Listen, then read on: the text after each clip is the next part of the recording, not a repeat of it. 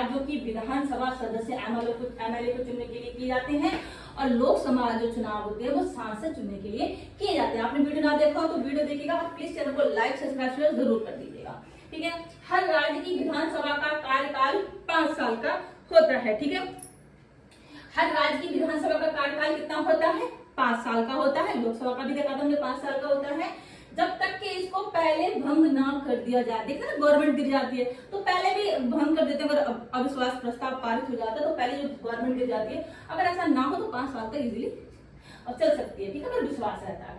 5 साल बाद नई गवर्नमेंट आती है, मतलब चुनाव दोबारा होते हैं। ठीक है, जैसे कि मोदी जी के लिए हुआ था, वही फिर से मोदी जी प्रधानमंत्री बन गए। इस तरह से मुख्यमंत्री के चुनाव होंगे, मुख्यमंत्री चुन लिए जाएंगे, आपको नए मुख्यमंत्री बनेंगे। जस्ट एक प्रक्रिया है। ठीक है, चुनाव आयोग की भूमिका, इसमें चुनाव आयोग की मेन भूमिका रहती है। लोकसभा चुनाव में हमने देखा था चुनाव आयोग की भूमिका रहती है।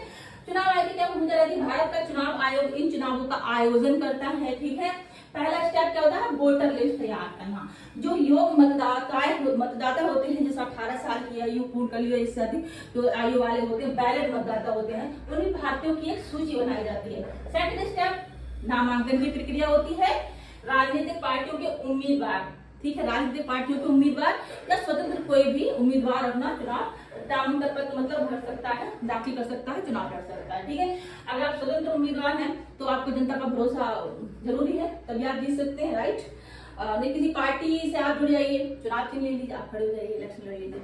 ठीक है, आपकी जान पहचान होनी चाहिए, जनता का भरोसा होना चाहिए, आप भी चुनाव लड़ सकते हैं। ठीक है, नहीं तो राजनीतिक पार्टी के उम्मीदवार नामांकन पत्र भरते हैं, स्वतंत्र उम्मीदवार नामांकन पत्र दाखिल कर सकते हैं।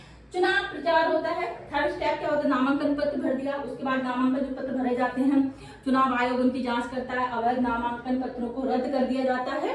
आप उम्मीदवारी अगर आपने जाहिर की है, आप उम्मीदवारी अपनी वापस भी ले सकते हैं। ठीक है, थर्ड स्टेप होता है चुनाव प्रचार होता है।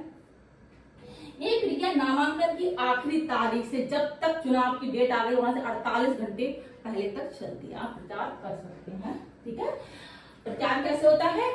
रैलियां निकलती हैं मीडिया के माध्यम से। ठीक है, जनता से वोट मांगे जाते हैं। फोर्थ स्टेप क्या है? वोटिंग होगी, ईवीएम मशीन के जरिए वोटिंग होती है। लास्ट स्टेप देखिए, काउंटिंग होगी। जो मतदान हुआ है उसके कुछ दिन बाद चुनाव आयोग डेट करते हैं कि इस दिन वोटिंग होगी, सॉरी ये काउंटिंग होगी, तो वो डेट को काउंटिंग होती है। जिससे सबसे अधिक वोट मिलते हैं वह जीत जाता है, विजयी हो जाता है। ठीक है, फिर वो एमएलए बन जाते हैं। सरकार कैसे बनती है? जिस पार्टी को बहुमत मिलता है उसकी सरकार बनती है, वो लोग अपना नेता चुनेंगे, मतलब मुख्यमंत्री बन जाएंगे। जिसको जो पार्टी सबसे अधिक वोट मिलते हैं